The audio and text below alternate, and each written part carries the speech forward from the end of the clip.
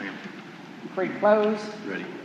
Sender has closed. No, I'm ready. Oh, he's ready to close. I apologize. Members, grant me a little latitude. And historically, I try to get in and get out of the well pretty quick. But I'd like your latitude to give me a moment, because the emails, the text messages, the social media posts, I've lost my salvation according to some.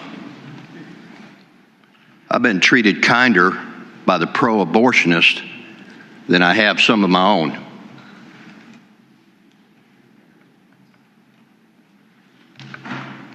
The names, the inaccuracies, the lies, and we want to turn our elections over to that mindset? We want to open it up to that? You know, really, there are very few times in this place that we have moments that are defining. We run a lot of bills, some more than others. We run a lot of bills. We deal with a lot of heavy issues. But periodically, there come moments in these sacred halls that we have all been elected to in a fair process. You know, if there's cheating in the system, they've done a really crappy job. Because look at the majority party. You would think it would have swung the other way if there was something that wrong, if you think about it.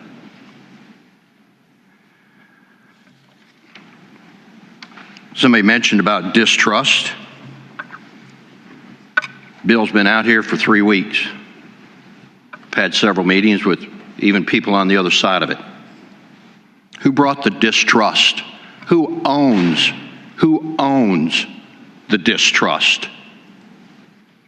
You think about the number of elections that have been in this state, and I get it, maybe there are problems in other states, but for people that don't like people interfering with elections, there sure have been a lot of interference in this state with our elections. Give you a quote from somebody who lost a very close race.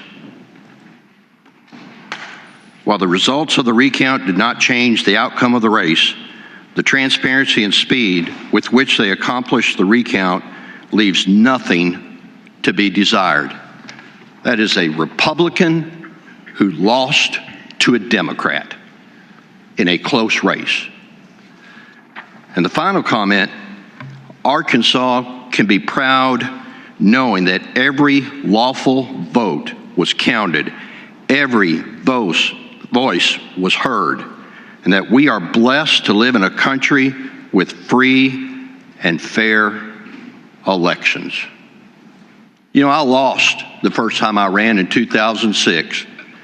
I lost by 376 votes. I'll remember that day, that number, like I remember my Social Security number. And you know what I did?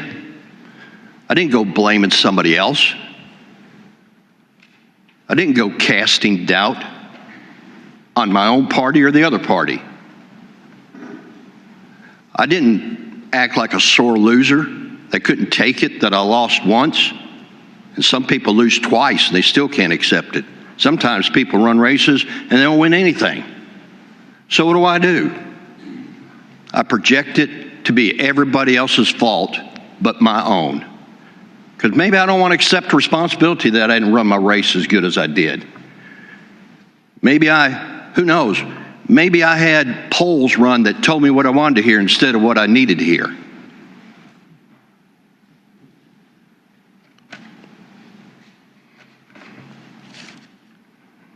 We got 100% accuracy. Why do we want to leave something that has 100% accuracy in the state of Arkansas to go off to somewhere that there's a book on my desk that's entitled How I Stole Elections? And you know what they stole it through? They stole it through paper ballots. Oh, but we got better improved paper ballots now. Yeah, that's what they thought back then too. So let's go back. Kind of makes you wonder, what's your reason for wanting to go back? Do you want to be able to steal elections from your own, like maybe elections were stolen from somebody else? I mean, if we're going to talk conspiracy theory, let's talk conspiracy theory. Maybe I don't like the fact that somebody in my own party beat me like a dog, and instead of having to accept it and own it and try to make myself better so I can come back and win again, which I did in 2010, and I'm about to term out. It can be done. Maybe I want to steal something from inside instead of something being stolen from outside. Well, that's a conspiracy theory. Well, that's okay for everybody else to use one, but I can't? Really?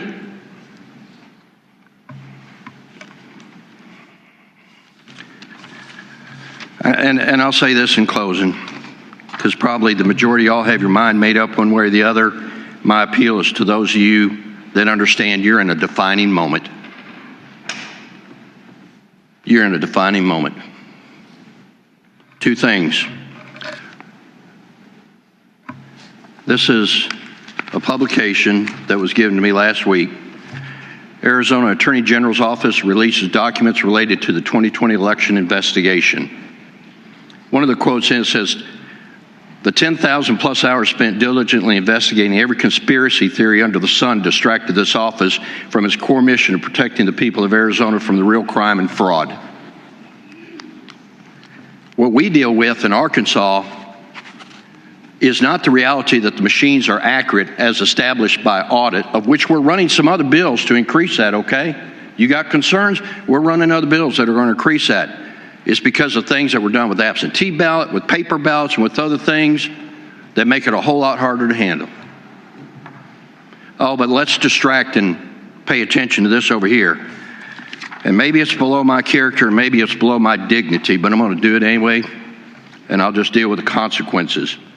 You maybe can't see it, but this is what was put out on social media about me.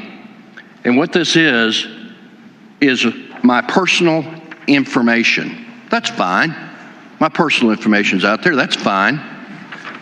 And then I got to notice, and I really didn't notice this until the bottom, until I read this a while ago. And at the bottom of this that was put out, and by the way, I've gotten calls. I think I'm up to 30 states in the union that I've gotten calls and text messages from wanting to tell me how to run elections in Arkansas. And then I noticed at the bottom, and I was sitting over here and I was looking at this and I thought, okay, my personal information, that's out there accessible. Use promo code L77 at, and I won't even give them credit, ... You know, if you're really concerned about election integrity, don't put a promo code on it. Appreciate a good vote. Thank you, Senator. Madam Secretary, please call the roll. Boyd? Yes. Bryant? Bryant?